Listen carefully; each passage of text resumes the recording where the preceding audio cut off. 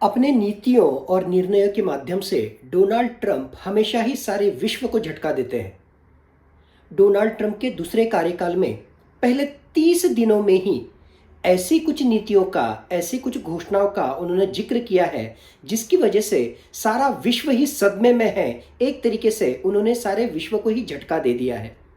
उनकी immigration policy हो या रेसिप्रोकल टैरिफ की पॉलिसी हो, इतना ही नहीं, गाजा रिलोकेशन प्लान के माध्यम से और इजराइल और हमास के युद्ध में किस तरीके से अमेरिका वहां पर अपना फायदा देख सकता है, उससे संबंधित किए गए स्टेटमेंट्स वहां पे हो, या यूक्रेन और रशिया के वॉर में जेलेंस्की के बारे में उन्होंने जो अलग अलग तरह के स्टेटमेंट्स दिए हुए हैं और रशिया और यूक्रेन युद्ध को खत्म करने के लिए उन्होंने जो पहल की है, इन सारी ही नीतियों के माध्यम से, इन सारे ही निर्णयों के माध्यम से उन्होंने सारे विश्व को ही एक तरीके से झटका दे दिया है। ये क्या कम था, अब अमेरिका के पेंटागन से संबंधित जो वरिष्ठ अधिकारी है उनकी नियुक्तियों से संबंधित भी घोषणा करके डोनाल्ड ट्रंप इन्होंने एक तरीके से पेंटागन को ही झटका दे दिया है। विश्व की सबसे आधुनिक और सबसे एक तरीके से पावरफुल आर्म्ड फोर्सेस फौज अगर कोई मानी जाती है तो वो है अमेरिकी फौज। और अमेरिकी फौज के जेसीएस यानी जॉइंट चीफ ऑफ स्टाफ के अभी के जो चेयरमैन हैं उनका नाम है lieutenant general CQ brown. Correction, अभी के नहीं, वो पहले थे। कुछ ही घंटे पहले डोनाल्ड ट्रंप इन्होंने ट्वीट कर दिया और उसके माध्यम से उन्होंने अब कह दिया है कि लेफ्टिनेंट जनरल CQ ब्राउन जो जॉइंट चीफ ऑफ स्टाफ के चेयरमैन थे, उनकी अब तक की अमेरिकी फौज के दी गई सर्विस के लिए धन्यवाद और इमीडिएट इफेक्ट से उनको इस पद से हटाया जाता है। आपको यहां पे ध्यान में रखना है कि सिर्फ जनरल CQ ब्राउन को ही हटाया नहीं गया है, अमेरिकी फौज से संबंधित 5 जो वरिष्ठतम अधिकारी है उनको भी हटाया गया है, जिसमें नेवल चीफ, उसके साथ ही एयरफोर्स के डेप्यूटी चीफ, इनका भी समावेश है। नौदल की प्रमुख अमेरिका की एडमिरल लिसा, उनको भी उनके पद से वहां पे हटाया गया है। अब वो एडमिरल लिसा हो या लेफ्टिनेंट जनरल CQ ब्राउन हो, ये जो वरिष्ठतम पद पर जो अधिकारी थे, इनकी सर्विस भी जो है उसी तरीके से थी। अगर लेफ्टिनेंट जनरल CQ ब्राउन की अगर हम बात करते हैं तो अमेरिकी सेना में उन्होंने 40 साल की सेवा वहां पे दी है और तब जाके उस पद पर वहां पे पहुंचे हैं। इतना ही नहीं, अमेरिका के इतिहास में के वो सिर्फ दूसरे अश्वेत अधिकारी है जो उच्चतम पद पर पहुंचे हुए हैं, यानी ब्लैक ऑफिसर।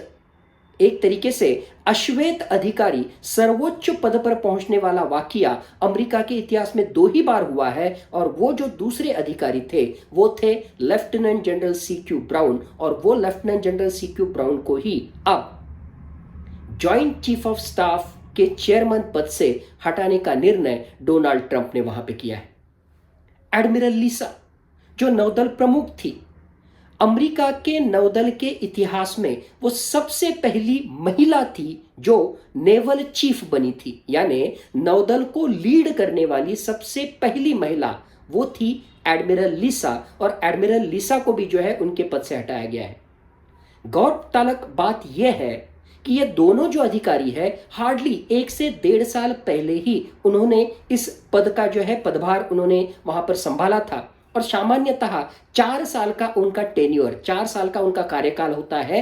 2027 तक ये चेयरमैन पद पर या नौदल प्रमुख पद पर बने रहेंगे, इस तरह का अंदेशा था। लेकिन आनन फानन में डोनाल्ड ट्रंप ने यह निर्णय ले लिया और उस माध्यम से इमीडिएट इफेक्ट से CQ ब्राउन जो JCS चेयरमैन है और नौदल प्रमुख लिसा, उनको इस पद से हटा दिया। इतना ही नहीं, इमीडिएटली अब JCS यानी जॉइंट चीफ ऑफ स्टाफ के चेयरमैन पद पर अब तक अमेरिका के इतिहास में जो नहीं हुआ था, जो रिटायर्ड ऑफिसर है, रिटायर्ड जनरल है, उस रिटायर्ड जनरल की पुनर्नियुक्ति करते हुए अब उसे अमेरिका का जॉइंट चीफ ऑफ स्टाफ का चेयरमैन बनाया गया। जी हां, मैं बात कर रहा हूं जनरल केन की। जनरल ब्राउन को हटाया और उनकी जगह पे 2019 में ही जो रिटायर हो गए थे ऐसे जनरल केन उनकी पुनर्नियुक्ति करके उनको chairman joint chief of staff of American forces वहां पे बनाया गया।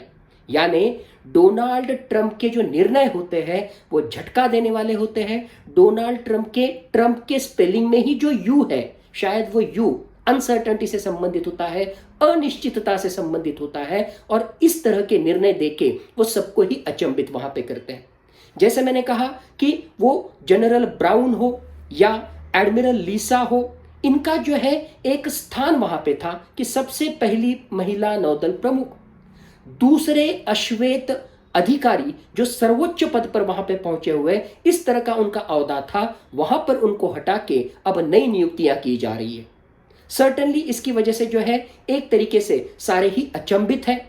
ऐसा कहा जा रहा है कि ऐसा करने की वजह से, इन नियुक्तियों को बदलने की वजह से, और इतना ही नहीं, जो रिटायर्ड ऑफिसर है उसकी पुनर्नियुक्ति करके उसको इस उच्च पद पर बिठाने की वजह से कहीं ना कहीं अमेरिकी फौज का जो मोरल है, अमेरिकी फौज की एक तरीके से जो है उनका जो मनोधैर्य है उसमें कमी आ सकती है। दूसरी बात, इस तरह के निर्णय लेके अब डोनाल्ड ट्रंप ये अमेरिका के फौज के जो उच्चतम अधिकारी है उनकी नियुक्ति नहीं कर रहे हैं, बल्कि कहीं ना कहीं ये ट्रंप सेना के उच्चतम अधिकारी की नियुक्ति कर रहे हैं। यानी apolitical nature of armed forces officers, वो अपॉलिटिकल नेचर, अराजकीय तत्व वहां से हट रहा है और जो डोनाल्ड ट्रंप के फेवर में है उन लोगों की वहां पे नियुक्ति हो रही है। ध्यान देने लायक है कि यही जनरल केन थे जो 2018 में इराक में डोनाल्ड ट्रंप को वहां पे मिले थे, और उस वक्त उन्होंने एक फेमस स्टेटमेंट किया था कि डोनाल्ड ट्रंप की नीतियों से वो इतने प्रभावित है कि डोनाल्ड ट्रंप के लिए वो जान देने के लिए भी तैयार है। यानी ऐसे लॉयलिस्ट, ऐसे विश्वासु लोग जो है वो डोनाल्ड ट्रंप को अपने क्लोज सर्कल में चाहिए। एक्सपीरियंस, नीतियां, नियम, उन सारी चीजों को बाजू हटा के डोनाल्ड ट्रंप अपने लॉयलिस्ट को अपॉइंट करते हैं। ये इन नियुक्तियों से वहां पे सिद्ध हो जाता है। अब डोनाल्ड ट्रंप के इस निर्णय के जो है एक तरीके से निगेटिव एस्पेक्ट, नकारात्मक जो अलग अलग चीजें थी उससे संबंधित हमने वहां पे देखा कि उनका टेन्योर बाकी था। दूसरे हमने देखा कि फौज के मनोधैर्य पर विपरीत परिणाम हो सकता है। तीसरी चीज हमने वहां पे देखी कि इसकी वजह से जो है पॉलिटिकल अपॉइंटमेंट्स, यानी आर्म्ड फोर्सेस जो अब तक अपॉलिटिकल था वो अपॉलिटिकल नेचर से निकलकर अब आर्म्ड फोर्सेस भी जो है एक तरीके से पॉलिटिकल अपॉइंटमेंट्स की तरफ वहां पे बढ़ रहा है। ये सारे निगेटिव एस्पेक्ट हमने इस निर्णय के माध्यम से देखे, लेकिन इसकी दूसरी बाजू भी जो है जो हमें इस चर्चा में ध्यान में लेनी होगी। फौज एक ऐसी चीज है जो नेशनल सिक्योरिटी से संबंधित बहुत ही महत्वपूर्ण भूमिका अदा करती है, और वहां पर कोई भी पॉलिटिकल एफिलिएशन को हमने ध्यान में नहीं लेना चाहिए, और इसके साथ ही कोई दूसरी चीज भी हमने ध्यान में नहीं लेना चाहिए except the talent, except the excellence, except the capability. जिनमें क्षमता हो वही व्यक्ति वो सर्वोच्च पद पर जाना चाहिए, तभी उस देश की रक्षा जो है अच्छी तरीके से वो कर पाएंगे। पिछले कुछ सालों में जो बाइडेन इनके कार्यकाल में कुछ निर्णय ऐसे लिए गए जिसके माध्यम से उनकी फौज में भी DIE प्रिंसिपल, इसका मतलब डाइवर्सिटी हो, फौज में विविधता हो, इंक्लूजन हो, सर्वसमावेशकता हो, और एम्पावरमेंट, इसका मतलब जो वीकर सेक्शन है, जो दुर्बल घटक है, जो महिलाएं हैं, उनको भी वहां पर मौका मिलना चाहिए। इस तरह का पॉलिसी उन्होंने लिया था, और उसकी वजह से एक अश्वेत व्यक्ति को उन्होंने सर्वोच्च पद पर, यानी chairman of joint chief of staffs के पद पर वहां पर बिठाया था।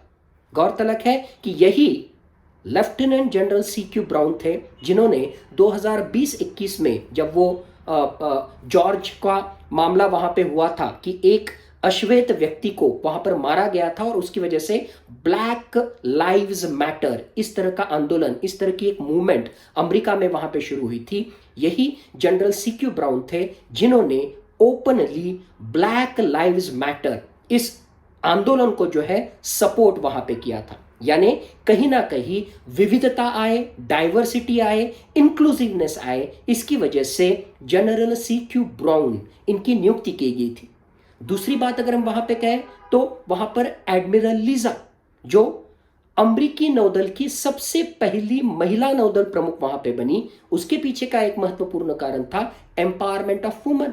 उसके पीछे कारण था इंक्लूसिवनेस, यानी सर्वसमावेशकता बढ़े, महिलाओं को भी मौका मिले। इसकी वजह से उनको नौदल प्रमुख वहां पे बनाया गया था। अब डाइवर्सिटी, इंक्लूजन, एम्पावरमेंट, ये बात तो ठीक है, लेकिन अगर कोई पूछे कि सचमुच में फौज में इन सारी चीजों की जगह वहां पर है क्या, तो शायद उसका आंसर नहीं। जैसे मैंने कहा, टैलेंट, कैपेबिलिटी, क्षमता, ये सिर्फ एक ही क्राइटेरिया होना चाहिए जिसके माध्यम से आपका प्रमोशन फौज में हो, जिसके माध्यम से फौज के सर्वोच्च स्तर पर आप वहां पे पहुंचे।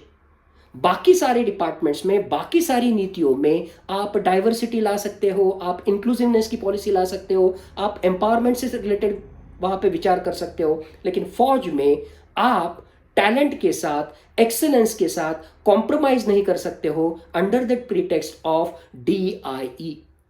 डोनाल्ड ट्रंप ने अगर निर्णय लिया है, और उनके जो डिफेंस सेक्रेटरी है उन्होंने स्टेटमेंट भी वहां पे लिया है कि शायद अगर एडमिरल लीजा ये महिला नहीं होती तो सचमुच में उनके बलबूते पे वो नौदल प्रमुख बन पाती क्या। यानी उनके इस स्टेटमेंट से सीधा सीधा ये दिख रहा है कि कोई सिर्फ महिला होने की वजह से अब ट्रंप प्रशासन में उसको सर्वोच्च स्थान पर नहीं बिठाया जाएगा, कोई सिर्फ अश्वैध होने की वजह से उसको फौज के सर्वोच्च स्थान पर नहीं बिठाया जाएगा। तो यहां पर कहीं ना कहीं टैलेंट होना चाहिए, एक्सेलेंस होना चाहिए। बात यह हो रही है कि टैलेंट या एक्सेलेंस के बजाय यहां पर सबसे टॉप का क्राइटेरिया जो हो रहा है वो है लॉयल्टी, कि आप ट्रंप के कितने नजदीक हो, आप ट्रंप के कितने लॉयल हो। ये लॉयल्टी अगर आप प्रूव कर पाओगे तो आप जो है हाईएस्ट पोजीशन पर भी आप वहां पे पहुंच पाओगे।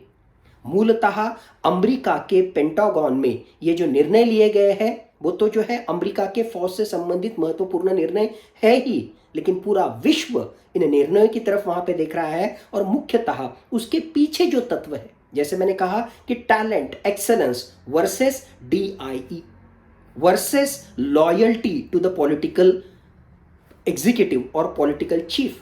यानी अपॉलिटिकल नेचर अगर फौज में बरकरार रहेगा, टैलेंट, एक्सेलेंस अगर फौज में बरकरार रहेगा, तो कोई भी फौज हो, किसी भी देश की फौज हो, वो अपने देश की नेशनल सिक्योरिटी से संबंधित, अपने देश की राष्ट्रीय सुरक्षितता से संबंधित महत्वपूर्ण भूमिका अदा कर पाएगी। ये सारा चीज हमने इस उदाहरण से सीखना चाहिए, और भारत ने भी इन सारी चीजों को गौर से देखना चाहिए। और कहीं पे अगर भारतीय फौज में भी इस तरह की कुछ बात हो रही है, कहीं पॉलिटिकल अफिलिएशन की तरफ कुछ higher brass of military leader वहां पर अगर बढ़ रहा है, तो उसको कहीं ना कहीं रोकने की जरूरत ये जो है मुझे लगता है कि आने वाली है। और भविष्य में भी इन चीजों को हमने ध्यान में रखते हुए ही भारतीय फौज का, भारतीय एयरफोर्स का, भारतीय नौदल का भविष्य जो है हमने सिक्योर करना चाहिए। इन शब्दों के साथ धन्यवाद। जय हिंद।